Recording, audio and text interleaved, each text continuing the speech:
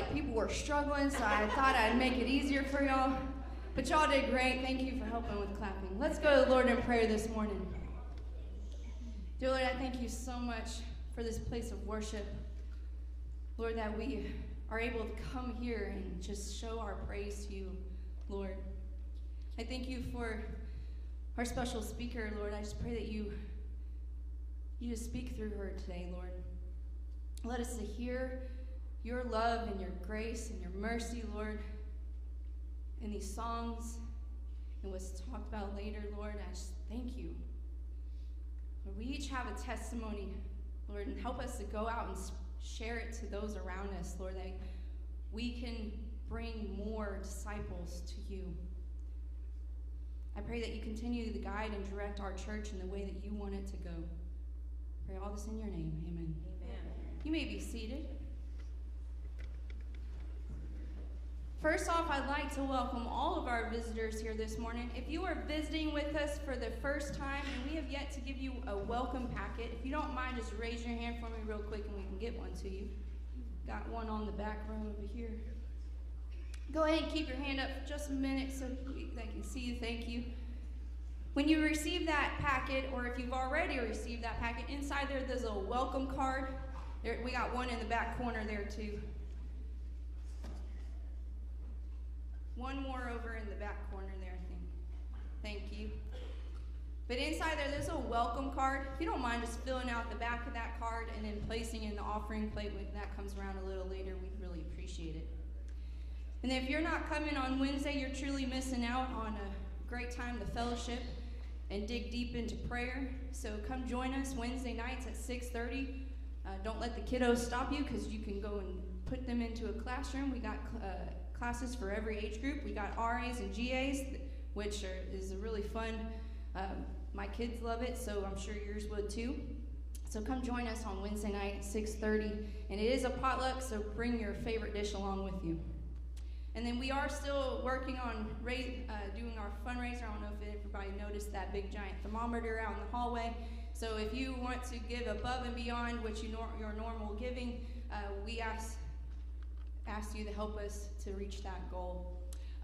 But only if God calls you upon your heart to do that. Let God lead you. That's all I gotta say. I think that's it. Let's stand.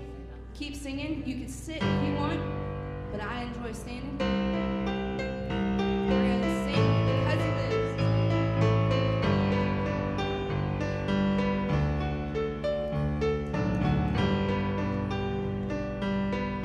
God sent His Son. They called Him Jesus. He came to love. Heal and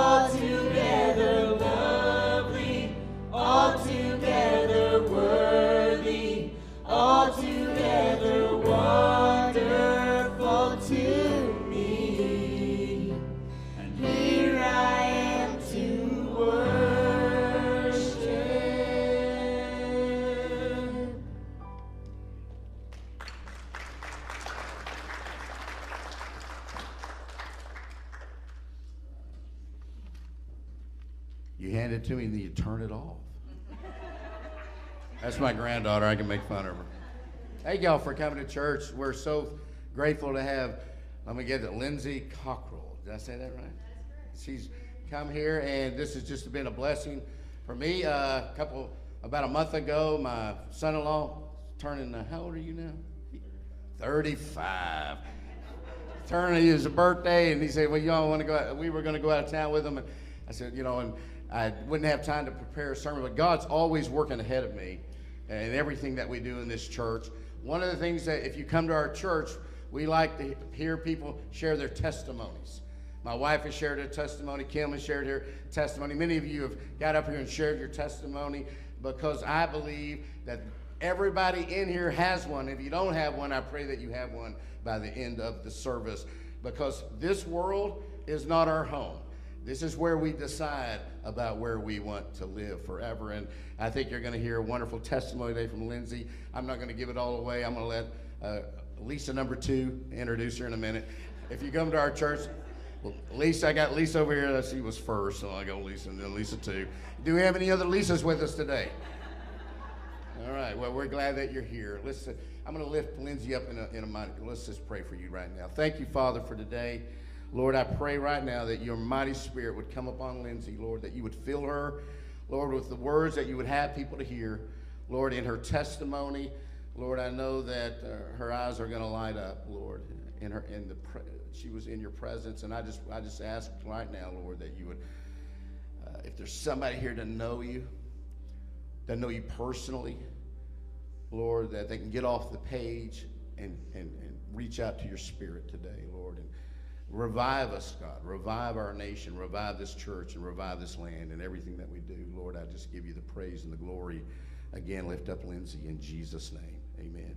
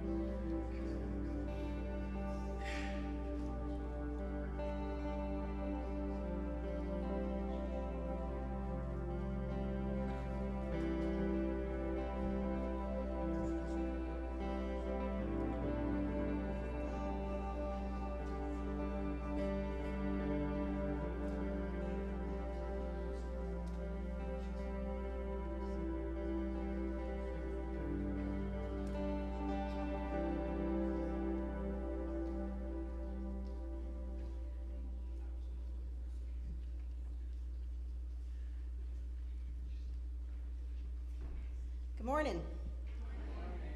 So I'm here. I get to introduce Lindsey, my dear friend. She and I have known each other. We were talking, I think, like 19 years now. Our sons are the same age.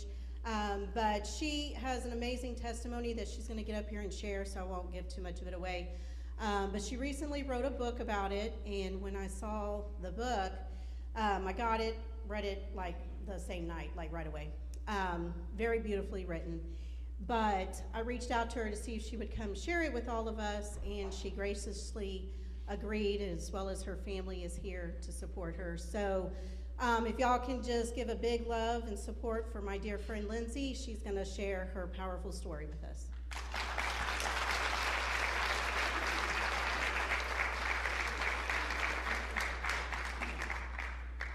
Okay, let's give another hand to the band, because they were fantastic. I gotta say, y'all have a great band. You're very blessed to have them. Great voices. And I gotta say, I went to YouTube just to kind of check it out, and I was like, I saw Avery, and I started crying this morning, because I was like, wow, she is a perfect example of what I'm gonna be talking about today, which is using your talents for God, too. So, yes, I'm Lindsey Cockerell, and I did write this book, and it was released in December, and I will tell you, it took me 9.5 years to write. The devil attacked me a lot during that time, so every time I'd pick it up to try to write it again, something else would happen, and I finally completed it, finally did it, and it came out. And so it is very new, and this is actually the first time I'm really standing up here talking about it. And it is, many of you have had traumatic events in your life, and it is hard to speak about it, even to someone that comes up and talks to you about it. So thank you for letting me be here and speak about it for the first time, so just bear with me. I don't know if I'm going to cry, probably will. I'm actually not a crier, believe it or not. But even preparing, I cried a lot. So I cried just now when you guys were singing, so it's probably going to happen. But I do want to, before I get started, thank my family. They came today. I have 3 kids, Reagan, Reese, and Keaton, which we're going to hear about his story here in a second. And they are my why. They are why I'm here, why God allowed me to be here. And my sister Kim, who was with me the first night I woke up in ICU. She was there all night. My dad was there every day at 7 a.m. while I was in ICU getting tacos for the nurses to make sure they took care of me. And my mom took care of the kids while I was asleep, if you will, resting. And she did a great job, and she also, everybody prayed so hard for me. So I just want to recognize them. Okay, so again, I'm going to introduce, this is the hold on, wait, where we go? Yeah, here we go, first verse. All right, so I want to start with this verse because it kind of sets the pace for everything I'm going to talk about. So it's James 4:14. What is your life? For you are a mist that appears for a little time and then vanishes. I think we all think we have so much time. I'm a financial advisor. That's how I know Lisa. I worked for Edward Jones for many, many years, 12 years to be exact. I'm aging myself, but I'm a financial planner. So we plan for a long life. You're going to live till 95, because we don't want you to run out of money. But the fact is, we don't know if we have an hour. We don't know if we have tomorrow. I sure didn't. I went in to go have a baby and almost didn't come out. It's supposed to be a joyous occasion. Nobody ever thinks that it's going to be a problem to go have a child, right? Little did I know that I was going to have these issues. But again, God has a plan. If you're going through something right now, you don't know why. God has a plan. It's part of your plan. It's probably part of your testimony so that maybe one day you can stand up here and tell other people how to get through that, give them hope. So just remember, if you're in the middle of a storm right now, I've been in the middle of a storm. I won't say it gets easier because God's challenging me to stand up here right now and tell you the story. It doesn't get easier, but God can use you. And again, we have a very set amount of time on this earth. So think about, while I'm talking, what God has called you to do in life. What are your talents? How are you using those for the Lord? Because you might be standing in front of him tomorrow saying, God, I know you told me to do this, but I thought I had more time, and you might not. So that is the main takeaway I want you to have today. So, all right, let's get started with my story. All right, so here are my 2 little girls. Yeah, now they're all grown up. Reese had her birthday was she turned 13 yesterday. So, yeah, I got to celebrate her 13th birthday. So I was super excited about that. This is Reagan and Reese. Yeah, so we always have a good time, as you can see. Life was great. I had 2 kids. They were potty trained. You know what I mean if you have kids. Things were getting easier. I was building my financial advisory practice. Things were going well. And I was 30, and I went, oh, I was going to have all my kids by 30 because I don't want to be an old parent, right? Nobody wants that. And so I reevaluated. Do I want another kid? No, I really don't. I'm happy. Well, God had other plans. Mr. Keaton was already on the way, did I know? And we quickly got excited. And then we found out it's a boy, even more exciting. I didn't believe it. I was like, no, I will not believe it until he's here. It's probably going to be a girl. They're wrong, right? So, but I was still hopeful. So fast forward to his birth. Before I show the next slide, what happened was a specialist told me I had preeclampsia. That was not diagnosed for my entire pregnancy. And I was very swollen. I was like a balloon. I won't show you that picture. Didn't look good. And then people kept telling me, you don't look healthy. And I'm like, yeah, I know. So finally, the doctor said, yeah, we're going to send you to a specialist. And I went to him, and he goes, he took my blood pressure twice. Then he turned off the lights and took it again. I'm like, this is not going to be good. Just tell me what's happening. He said, you're going to have this baby pretty soon. And I said, oh, really? Like a couple of weeks, I'll be in bed rest. I was a month early at this time when I went in. He said, no, like in 24 hours or less. And I went, oh, okay. Like, I better get ready. He's like, you're going to slowly drive to your hospital of choice, and you're going to have this baby. And I'm like, oh, okay. So we did. We drove to the hospital, and they quickly induced me to get things going.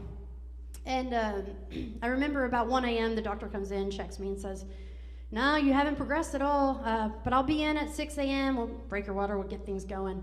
I was like, okay, that's fine. At 6 a.m., I wake up, and I can't hear out of my left ear, and I can't see out of my left eye, and I can't breathe. I wake up gasping for air, and I quickly call for help, and I can only get a little bit of words out because I was in a fetal position trying to get oxygen. The nurses come in, and they check it, and they're like, oh, she's just having an anxiety attack. It's not a big deal. We're going to call the doctor, but just relax. And I had moved the monitor off my stomach, so they couldn't find Keaton's heartbeat. So they start getting worried. They think, well, you just need to lay back, and we can find his heartbeat. But when they pushed me down, I felt like I was drowning. Because technically I was. My lungs were being filled with fluid at that time. So I would fight them. Well, they called the doctor, and they're like, yeah, you might want to check on her when you come in. I don't think it's anything urgent, but when you come in, she's having an anxiety attack.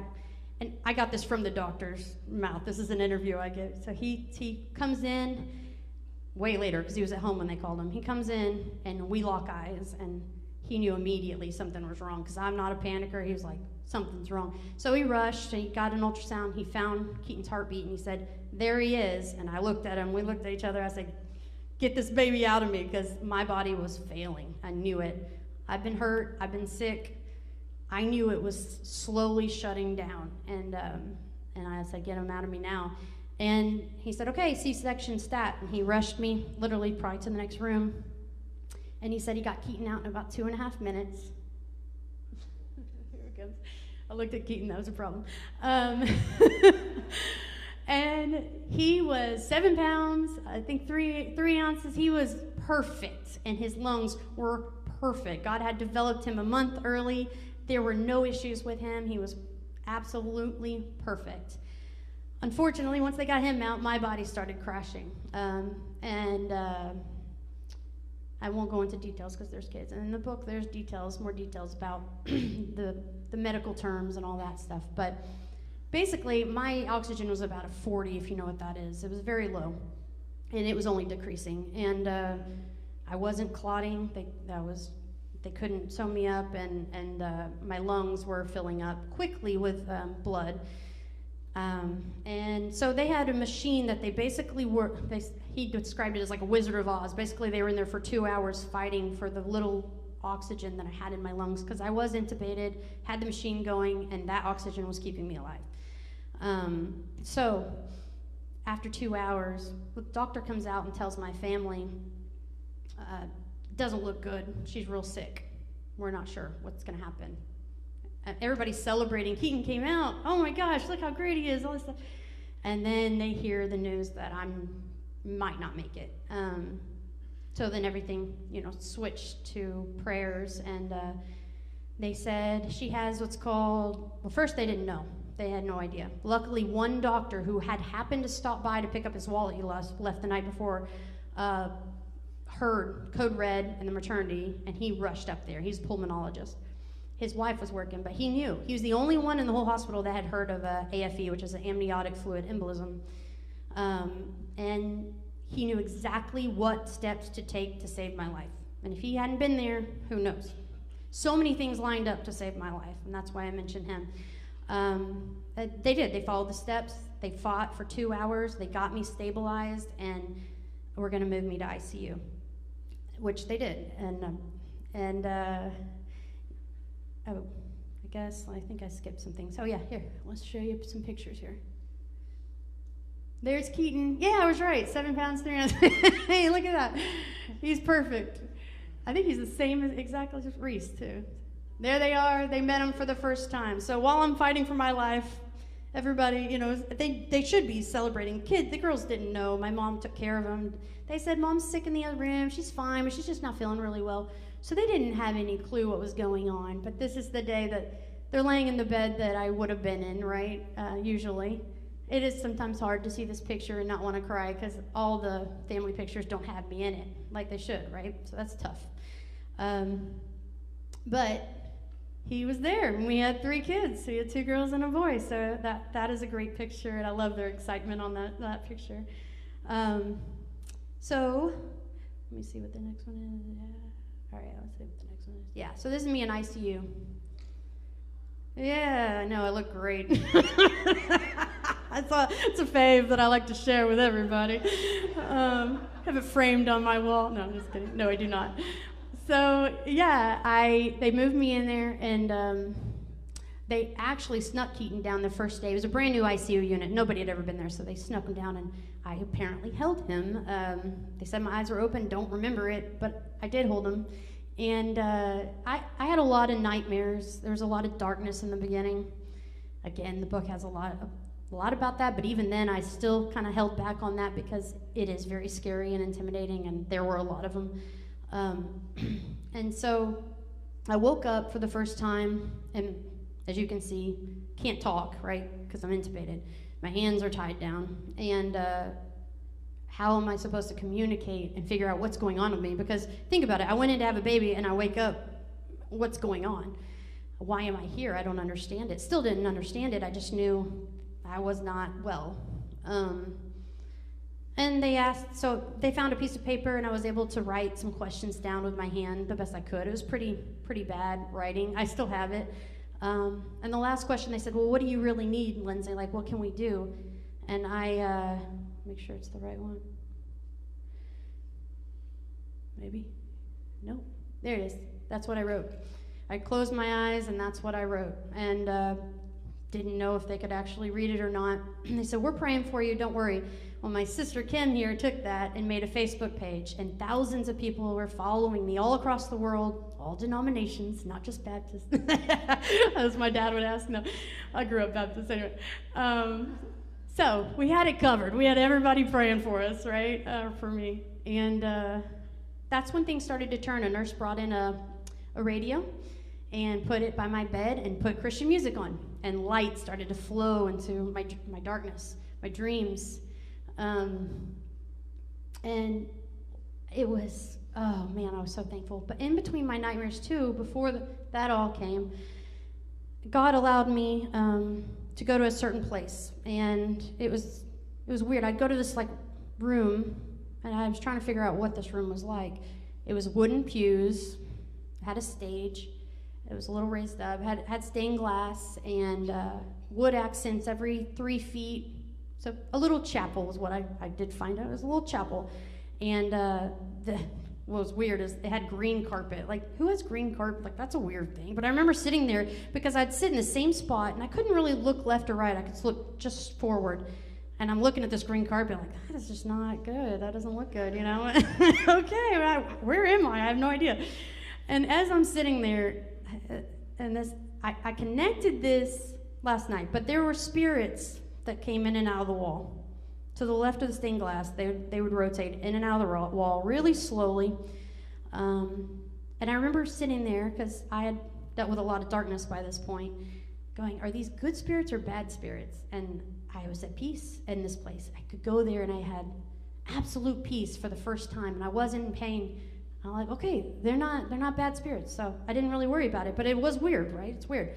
And it was, if you want to know what they look like, it's weird, because the first verse that I shared about being mist, it was literally like they had the shape of a body, but they were like a mist, like a white mist, okay? So I actually connected that this morning when I was like, oh my gosh, that is really weird. But I wanted to connect that. And a couple times they would go back into the wall. They like scurry back into the wall, and I'm like, what's going on? And a bigger one would come out and go around the stained glass. Still a mist, but much bigger. And I could tell there was reverence. Like there was something different about this spirit that the other ones really respected. And then it would go. And my belief, you can say whatever you want. But I believe that those are my family and friends that have passed that were there checking on me. I believe I was in the middle of kind of the spiritual realm, and that the other one was an angel, probably, that was been sent to check on me, watch over me. I fully believe that.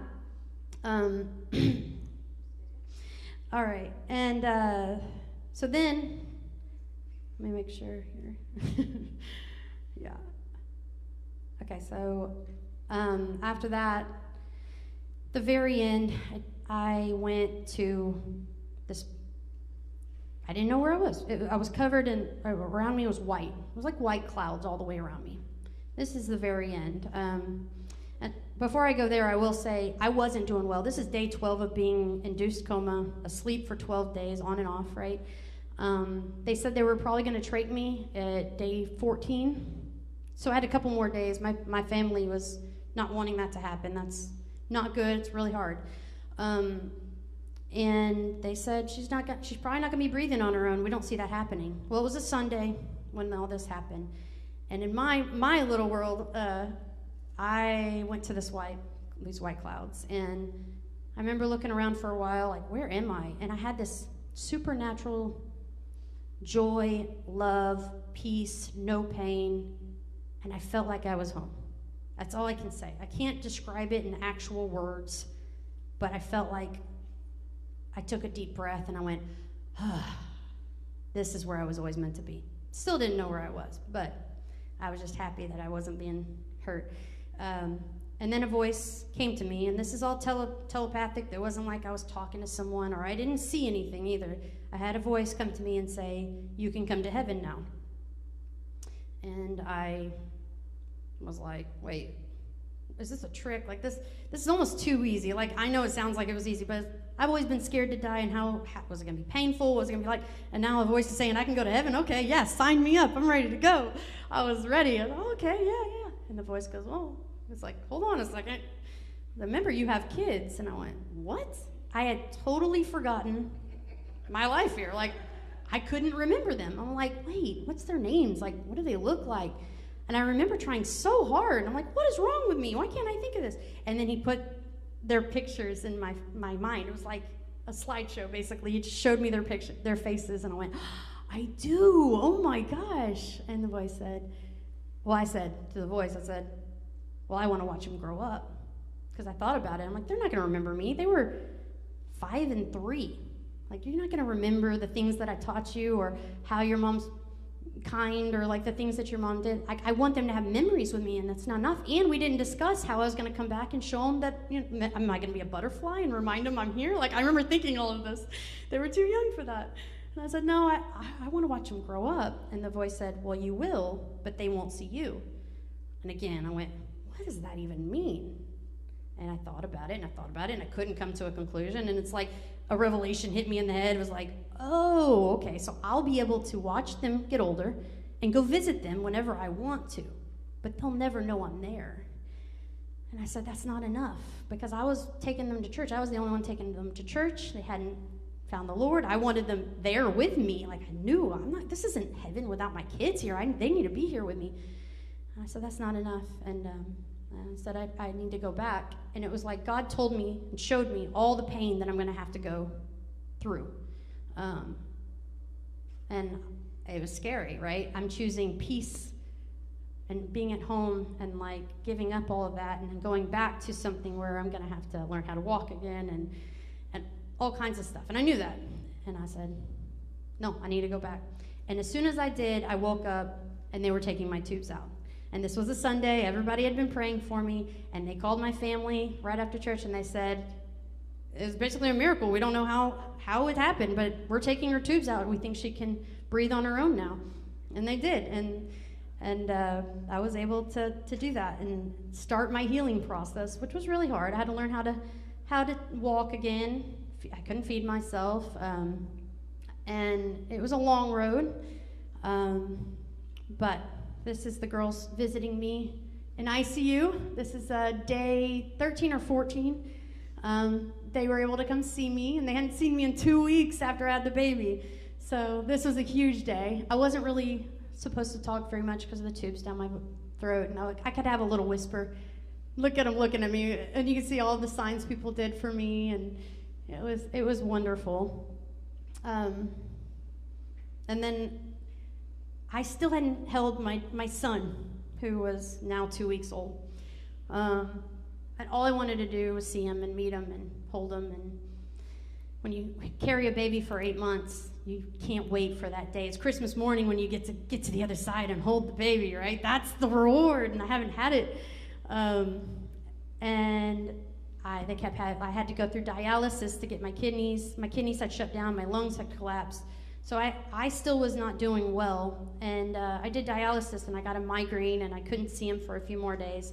It was a little over 2 weeks when I got to hold him for the first time. This is probably where I'm going to cry, but I'll show you that. Here I am. This is the first picture of me holding him. Maybe. Oh, that's not it. Hold on. There he is. There he is. And I even got to feed him. I remember being so scared. It was like a first date. I was like, oh my gosh, what if he doesn't like me? I don't know. What if he's mad at me? He's probably mad at me. I haven't been around. And I was mad because he was on formula. Like, oh, I'm a horrible mom. I don't know what. And I remember when they put him in my arms, and he started crying a little bit. And I said, it's okay, Keaton. Mommy's here. And he kind of opened his eyes, and he looked at me, and he kind of smiled, I swear. And he nuzzled into me, and I knew everything was going to be okay. It was like a connection we always had.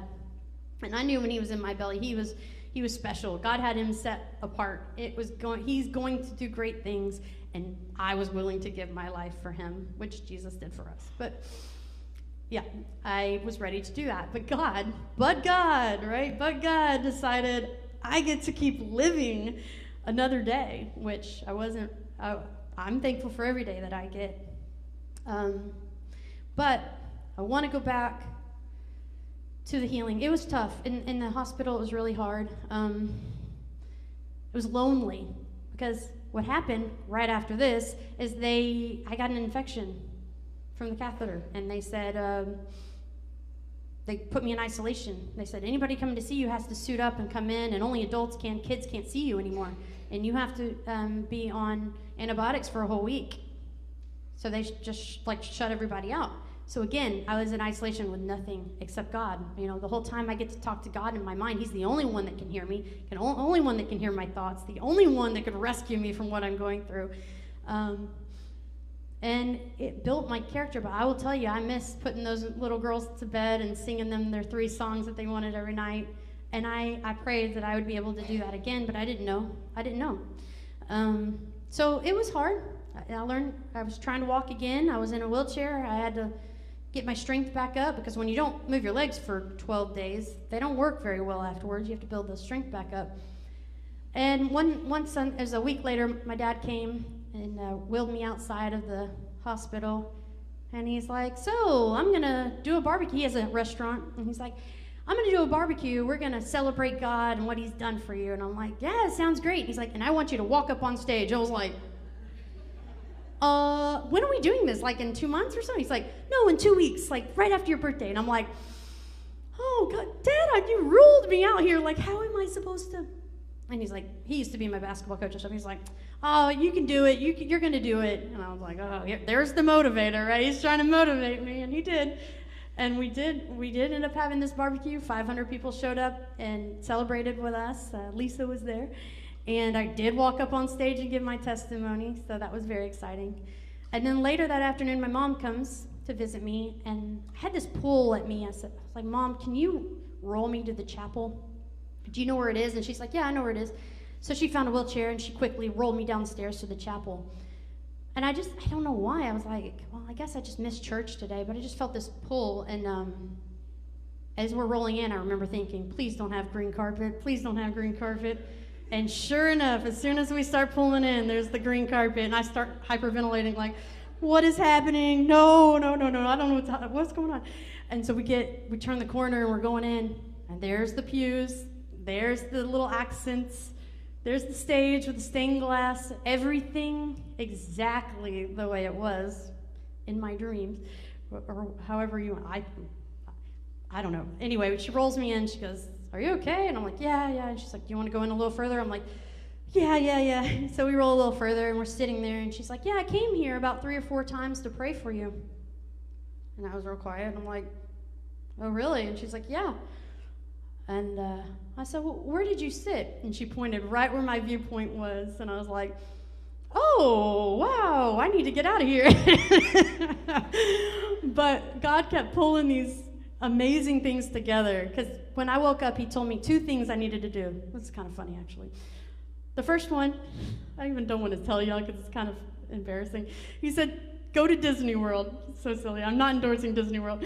But we had a problem with keeping our money and hoarding our money and building it up for the next thing. We just, oh, well, when they're this old, or when we, and God was saying, do the things, live the life, take your kids to Disney World, quit hoarding your money, you know? And we did. We went. We had a great time. So that was done. Check. And the second thing was, God said, tell my story. Tell our story. And this is right when I woke up. This all came to me. And I'm thinking, what story? I don't even know what happened to me. I had not heard of AFE. They hadn't even told me that happened yet. I'm like, okay, God, whatever. So I agreed to it. And that's me checking that list of the book was that. And then being here today is helping me do that. So thank y'all so much for that. Back to the chapel. I'm sure y'all want to see the picture of it. I don't know. There it is. There it is, my friends. So very exciting that it all kind of came together. And I'm so thankful that my mom was praying for me, because we don't know how powerful prayer is. If she hadn't gone to that chapel 3 or 4 times, would I have had a break? Would I have given up? I was at my wit's end whenever I went to this chapel. I didn't know. But God let me stay there as long as I possibly wanted to before I went back into my nightmares. And that was the gift that got me through. So I want to make sure that I talked about that. So I have lived almost 10 more years than I thought I was going to get. And this is one of my all-time favorite days that I got to live, that I didn't know if I was going to, but this is why I came back. These are my kids getting baptized all together a couple years ago. I was able to witness that, and now they love the Lord, and I see their relationships grow with God, and I'm very excited. That's the whole reason God let me come back. Well, not the whole reason, but I think it's a lot of my reason why I did come back. And all the memories that I've been able to celebrate in between. And then this is my other why. This is my family. There they are. It's been an amazing journey. I'm so thankful for God that I've been able to continue to live. And I just thank everybody for letting me be here. This has been amazing. You guys are your church is wonderful, beautiful, and so are the people. Everybody's so kind, and it's just been so easy to talk to you guys. Thank you for listening to me. I did bring some copies. I'm going to sell them for $10. There is an Amazon link that we'll put up if you want to support it. 10% is going to the AFE Foundation to continue research, because they still haven't figured out what causes AFE. I'm just one in 400,000 that get it. So, but I was one of the few that survived, right? And so I'm very thankful, and I do want to keep spreading my testimony and my story, and the book is the way I can do that. So thank you so much. I do think we're going to end with a song. Did you want to talk before that, or? Okay. And then I'll tell you my last story. I just want to say thank you, Lindsey, for coming. And she has one more story. She's going to sing us a song. The goodness of God, you can't beat that song. It's one of my favorites. I think it's amazing that doctor that wasn't supposed to be there. He had to come back for a wallet. Yeah, they had the ICU grand opening was the night before that I didn't get to attend. My mom did and said the food was great, and I was mad. But I was the first one in there, y'all, so hey, who knew? When you just see the testimony, and your mother was in there praying in the church, and I know that God is, he's brought you here to share that heaven is real, God is real, and everything that we do here is real, because 500 people saw Jesus alive. His disciples wrote the letters that we have, And all the letters after the Gospels is what saved people are now to do. And she's come up here and she shared her testimony. That's what we're to do. Share your testimony with many people as you can. So I'm going to let you end. And as we sing together, I'll let you say whatever you want. Okay, and you'll be down here to pray for them. If you want anyone to pray, he'll be down here to pray with you. I do want it, that reminded me just to end it. Make sure you have a relationship with God. If you don't have one, don't leave here today until you do. Talk to your pastor. He can lead you in a prayer. Make sure that your heart is right with God. If you need to come back to God, if you've gone away from him and you feel like, I just don't have the relationship I used to, this is a great church to stay in because I can feel Jesus here and his presence here. Plug in. Figure out how you can help. And then what are your talents? Don't forget, God wants you. He gave you those talents. Is it helping people? Is it standing up here and singing like Avery does? And I mean, it's scary. I get scared every time. I sing in my church. I've been singing for, I'll tell you, a year and a half now. And I want to end with this. One day in isolation in my room, a nurse brought the CD player and some CDs, and I put one in, and I was ready to worship, and I started to sing, and nothing came out. And I remember being so sad, and I immediately went to prayer, and I asked God, please give me my voice back. I said, I'll sing for you. I'll do whatever it takes. Like, just please give me my voice back. And he did. And I'm here to sing because I did another promise I made to God. And he keeps challenging me. He's good at that, right? And if you're not outside your comfort zone, you're really not where you need to be with God, because I feel like he continuously leads me outside my comfort zone. If you are comfortable, how can you be uncomfortable serving the Lord? And maybe that's just taking a homeless person food. But think about what God is calling you to do.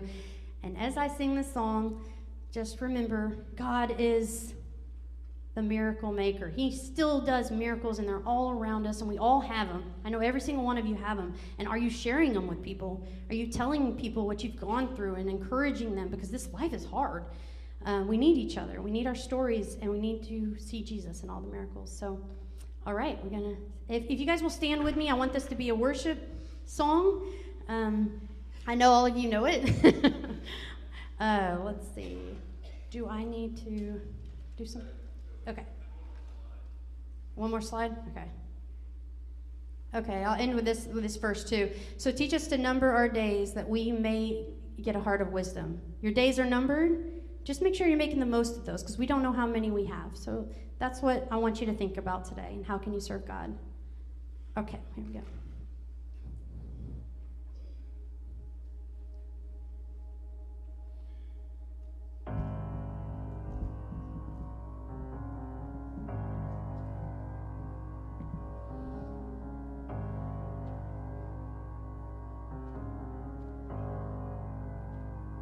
I love you, Lord, for your mercy never fails me. All my days I've been held in your hands. From the moment that I wake up until I lay my head, oh, I will sing of the goodness of God. 'Cause all my life you have been faithful. All my life you have been so, so good. With every breath that I am able, oh, I will sing of the goodness of God. I love your voice. You have led me through the fire in the darkest night. You are close like no other. I've known you as a father. I've known you as a friend, and I have lived in the goodness of God. 'Cause all my life you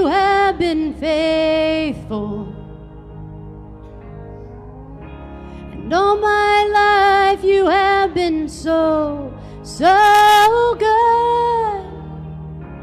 With every breath that I am able, oh, I will sing of the goodness of God. Your goodness is running after, it's running after me.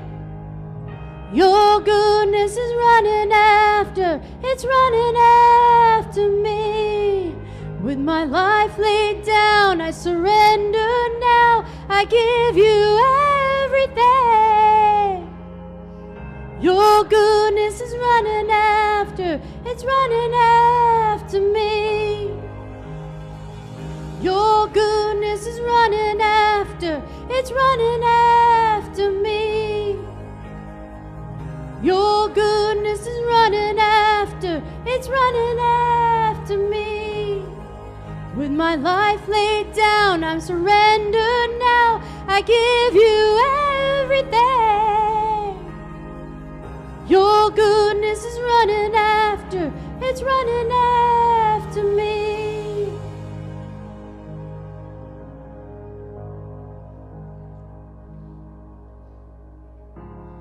All my life you have been faithful. All my life you have been so, so good. With every breath that I am able, oh, I will sing of the goodness of God. I'm gonna sing, I'm gonna sing, 'cause all my life you have been faithful. All my life you have been so, so good. With every breath that I am able, ooh, I'm gonna sing of the goodness of God. Ooh, I'm gonna sing of the goodness of God. Ooh, I'm gonna sing of the goodness of God. Thank you.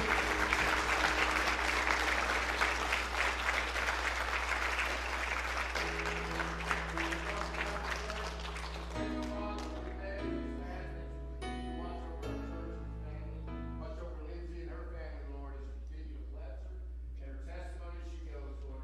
Help to bless us as we go and share our testimonies with people we work with, or with people we go to school with people, Lord, that you put in our path this week. I pray that you put somebody in our path that we get to share the goodness, Lord, your goodness. In Jesus' name we pray this today. Amen. Lindsey, come on out to the house for you quick.